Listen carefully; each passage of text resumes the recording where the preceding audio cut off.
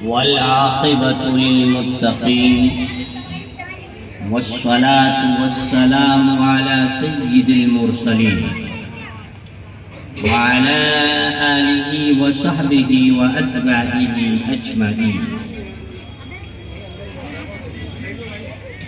أما بعد فأعوذ بالله من الشيطان الرجيم.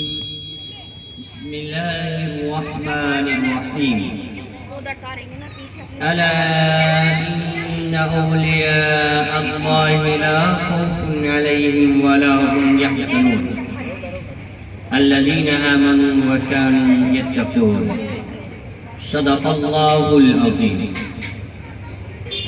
منبر رسول پر جلوہ فرما علماء کرام و شورا اعظام ناظمی مجلس ناظمی جلسہ،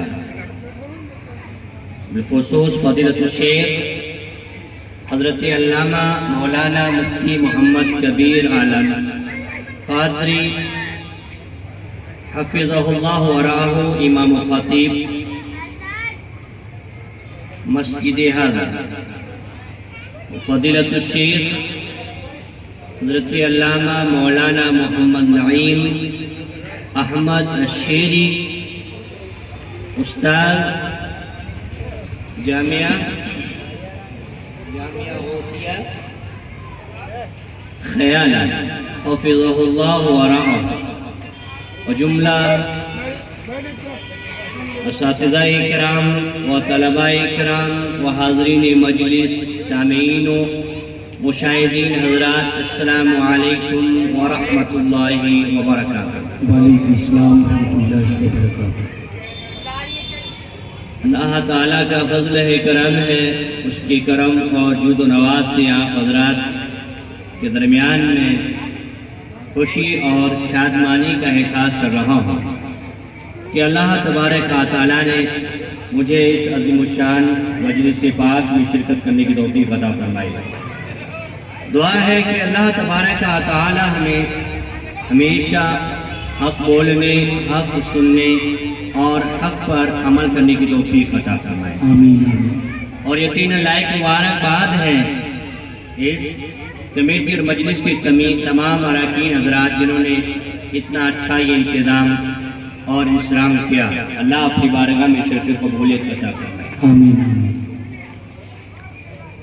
درود شریف پڑھیے. اللہم صلی علی سیدنا محمد وسلم یا رسول اللہ صلی اللہ علیہ وسلم. میرا عنوان خطابت ہے غوث اعظم رضی اللہ تبارک و تعالیٰ عنہ کی سیرت اور انہوں کی سیرت کے روشنی میں دروس مصطفیٰ.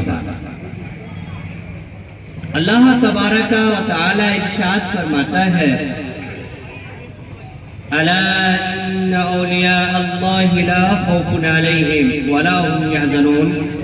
خبردار اور سے سن لو، اللہ تبارک و تعالیٰ کے جو اولیاء ہیں انہیں نہ کوئی خوف ہے، نہ کوئی غم ہے، نہ حزن ہے، نہ ملال ہے.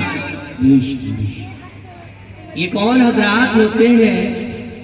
الذین آمنوا، جو ایمان لے کر آئے، وکانوا یتقون، اور ایمان کے ساتھ وہ اللہ سے ڈرنے والے تھے. لہم البشریٰ فی الحیات الدنیا وفی الآخرہ.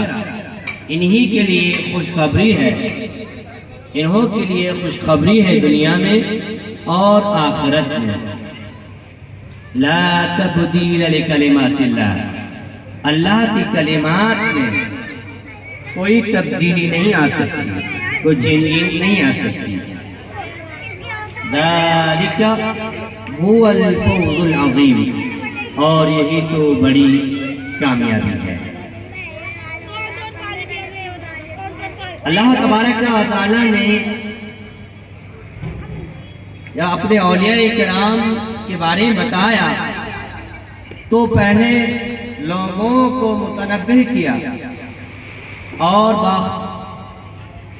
بانتباہ بنایا، انہیں خبردار کیا کہ خبردار ہو جائیے، غور سے سنیے.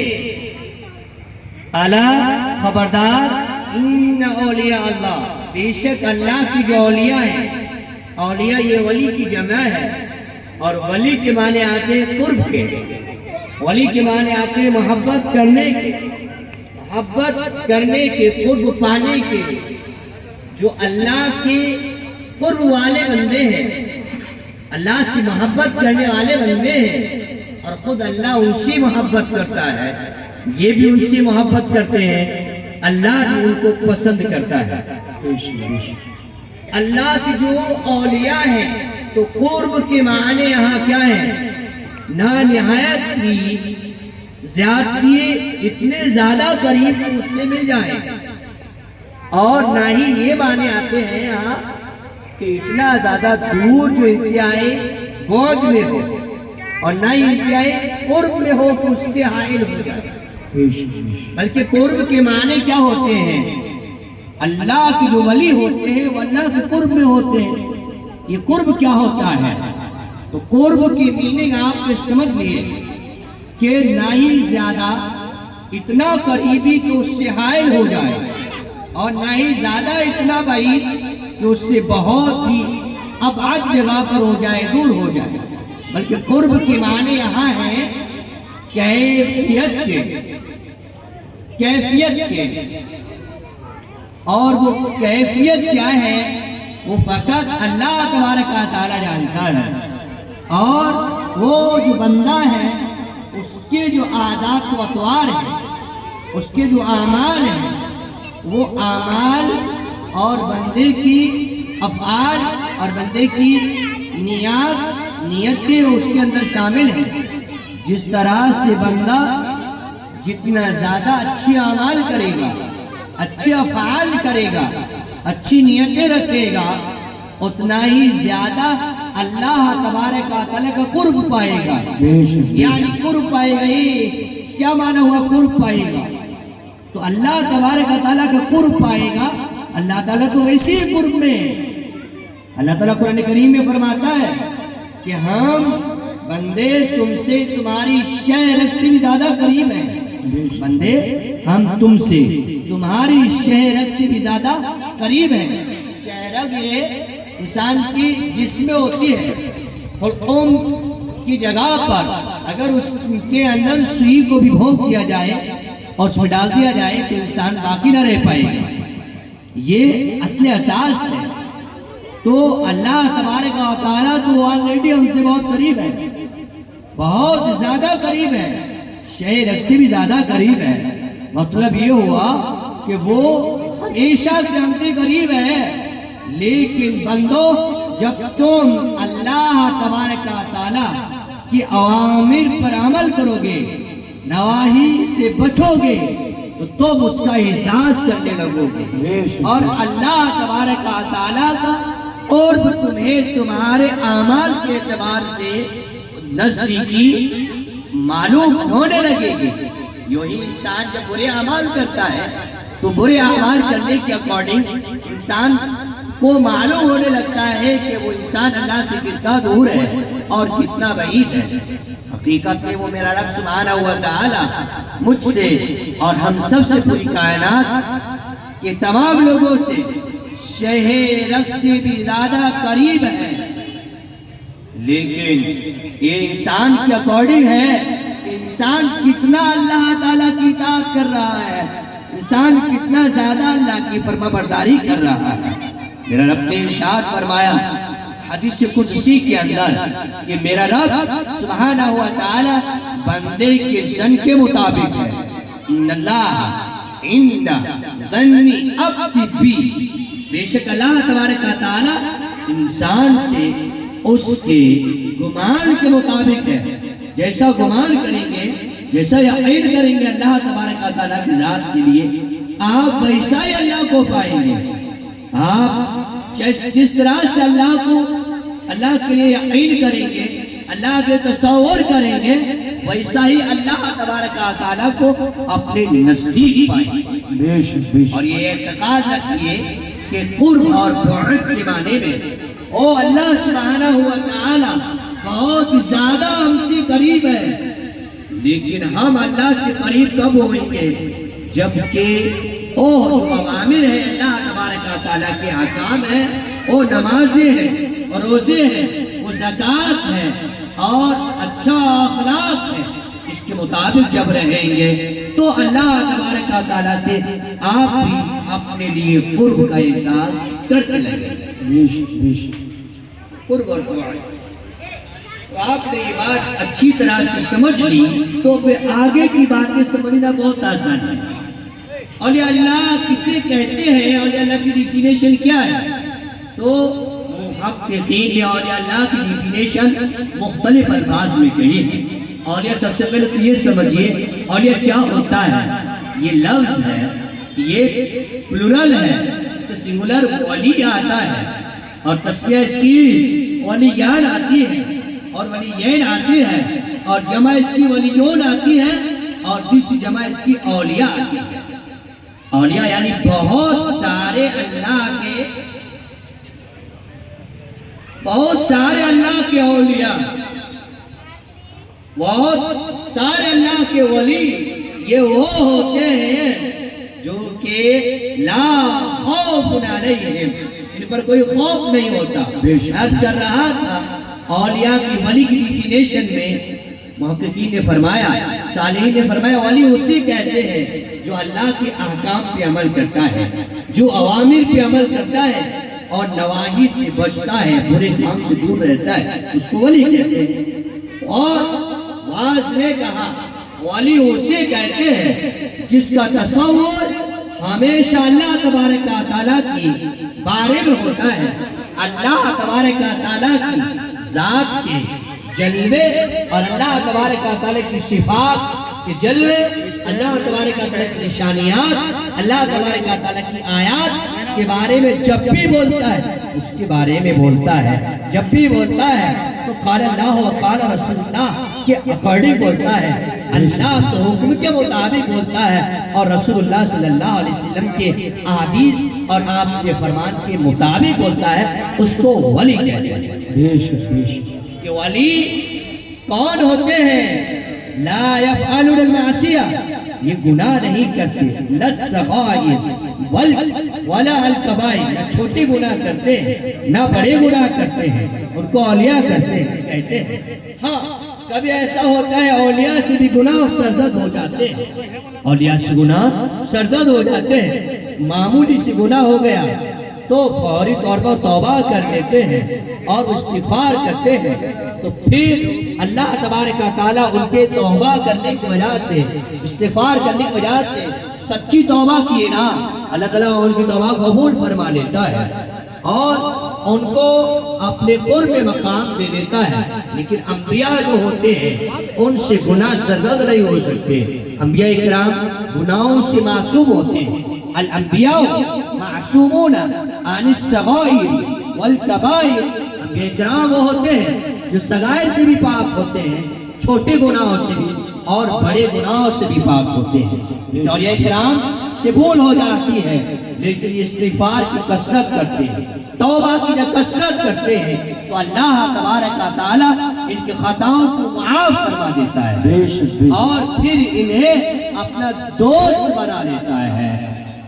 جبکہ تسلسل برتتے ہیں پھر اللہ کی اطاعت میں، اللہ کی شکر میں، اللہ کی فرما برداری میں اور صبر میں، تقوی میں اور توکل علی اللہ میں، یہ تسلسل برتتے رہتے ہیں تو اللہ تبارک و تعالیٰ ان کی خطاؤں کو معاف کر کے انہیں اپنا قریبی بندہ، اپنا مقدس بندہ، اپنا معزز بندہ اور اپنا دوست اور اپنا ولی بنا لیتا ہے۔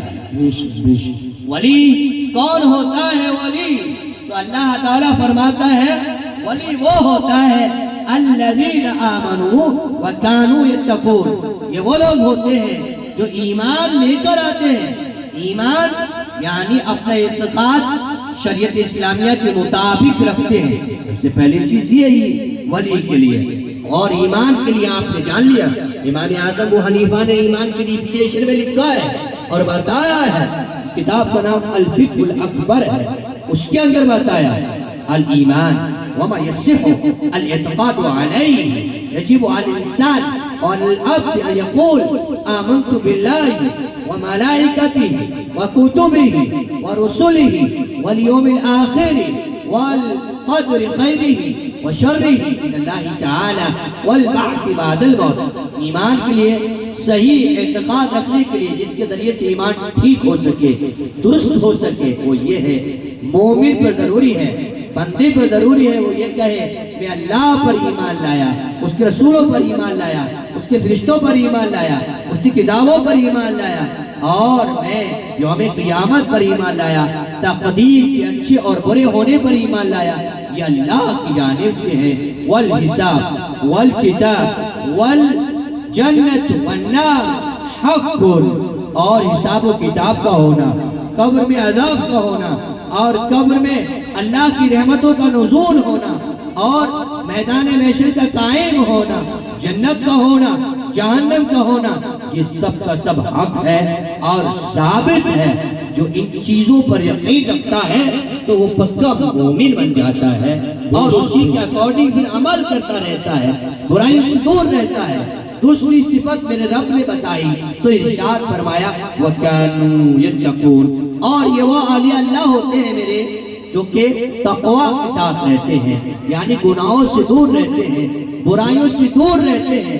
معاشرے کے اندر اگر برائیاں پھیلتی ہیں تو ان کو پھیلانے کی کوشش نہیں کرتے ہیں بلکہ ان کو ختم کرنے کی کوشش ہے اور لگاتار جد و جہاد کرتے رہتے ہیں. لَهُمُ الْبُشْرَى فِي الْحَيَاةِ الدُّنْيَا وَالْآخِرَةِ، انہی کے لیے کامیابی ہے، انہی کے لیے خوشخبری ہے.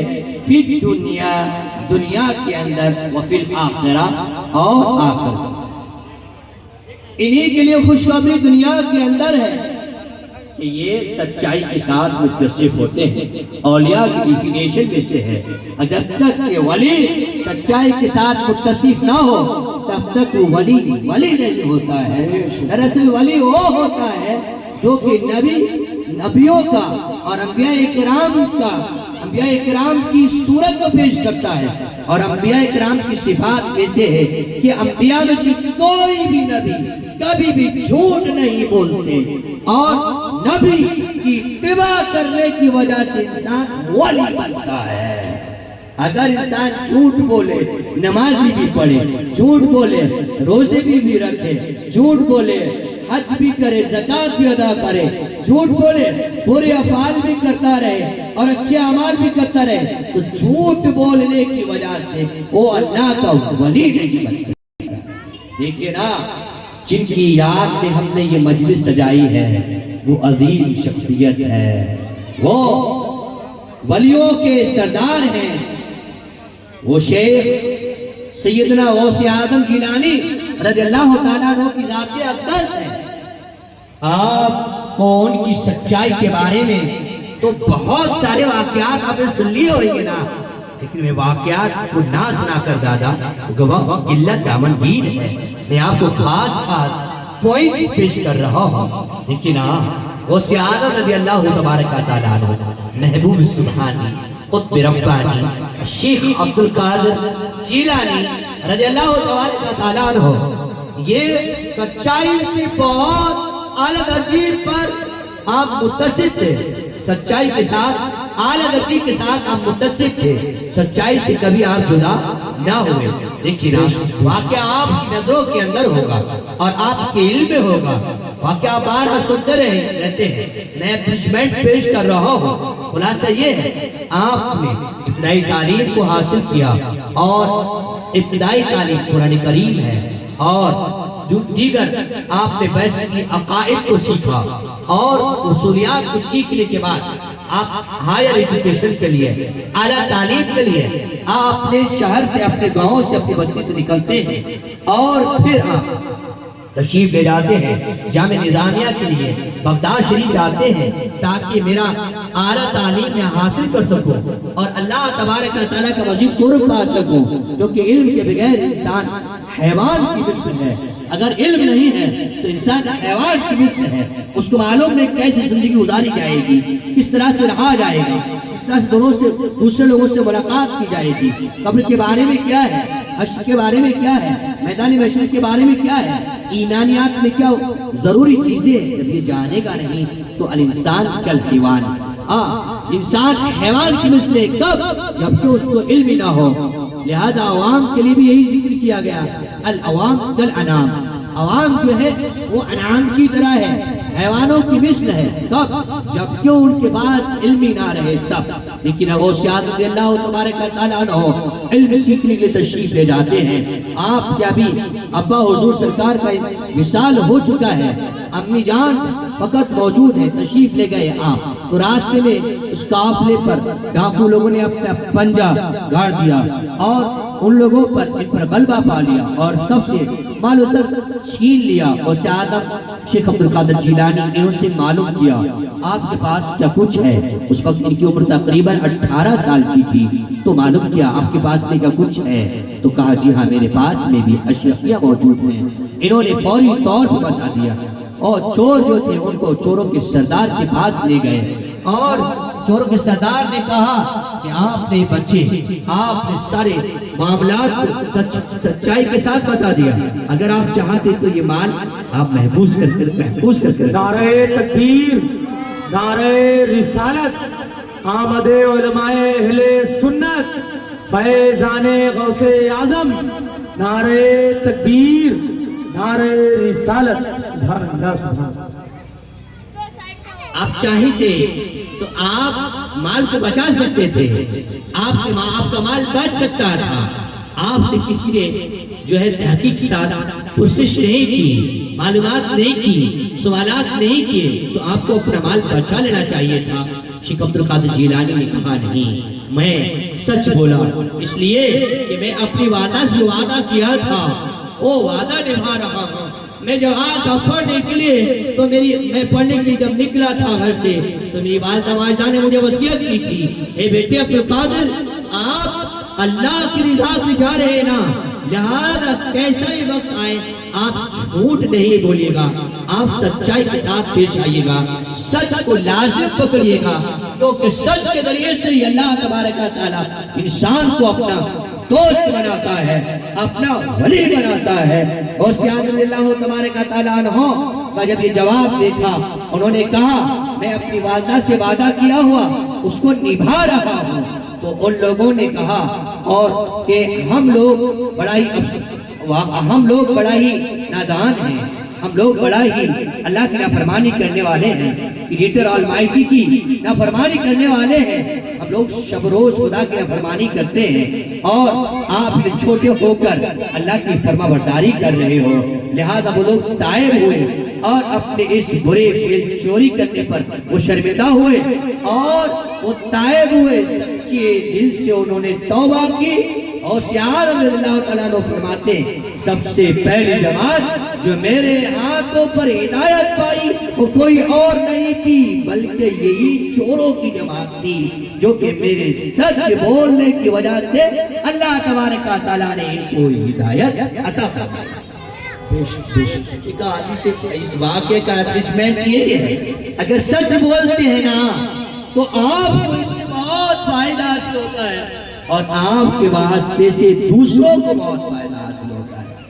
اور فقط اپنے آپ کو اچھا بنا لینا یہ بڑی کامیابی نہیں ہے, بلکہ اپنے ساتھ ساتھ دوسروں کو بھی اچھا بنانا, ان کی اصلاح کی کوشش کرنا اور ان کو بہتر بنا دینا, یہ بڑی کامیابی ہے. میرے نبی صلی اللہ علیہ وسلم نے ارشاد فرمایا, اے علی المرتضی آپ لوگوں کو اصلاح کرنے کی کوشش میں لگے رہیے, کیونکہ اگر ایک انسان بھی آپ کے واسطے سے رشد و ہدایت پا گیا اور صراط مستقیم پر قائم رہا تو آپ کے لیے بروز قیامت یہ سرخ اونٹوں سے بھی زیادہ افضل و اعلی.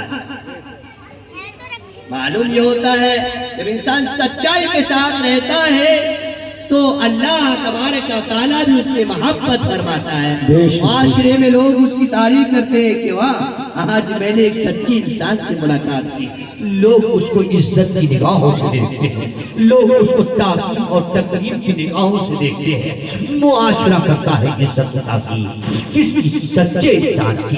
جب انسان سچائی کے ساتھ رہتا ہے معاشرے میں عزت ہوتی ہے، لوگ عزتیں دیتے ہیں۔ سبب یہ رہا کہ سب سے پہلے اللہ تبارک و تعالیٰ اس کو اپنے نظر کرم سے دیکھتا ہے، اس سے محبت فرماتا ہے، تو پھر جبریل کو حکم دیتا ہے، جبریل میں فلاں بندے سے محبت کرنے لگا ہوں، تو بھی محبت کر۔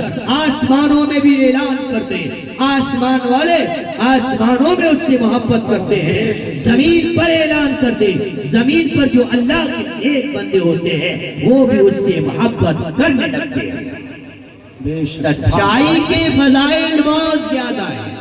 اگر انسان سچائی سے متصف نہ ہو، جھوٹ سے ہو جائے، تو انسان آپس میں ایک دوسرے کے لیے ایک دوسرے پر بلیو نہ ہوگا، ایک دوسرے پر ٹرسٹ نہ ہوگا، ایک دوسرے پر بھروسہ نہ ہوگا۔ یہ معاشرہ بہت برا معاشرہ ہو جائے گا، آپس میں ایک دوسرے کے لیے انسان دشمن ہو جائے گا، کوئی کسی کی بات پر یقین نہ رکھے گا۔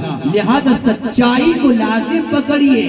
میرے نبی علیہ السلام نے ارشاد فرمایا، جب انسان سچائی کے ساتھ متصف رہتا ہے اور سچ بولتا رہتا ہے تو سچائی کے ساتھ متصف ہونا انسان کو راہ جنت کی جانب لے کر جاتا ہے، اور جب انسان لگاتار جنت کی راہ پر رہتا ہے تو وہ جنتی بن جاتا ہے۔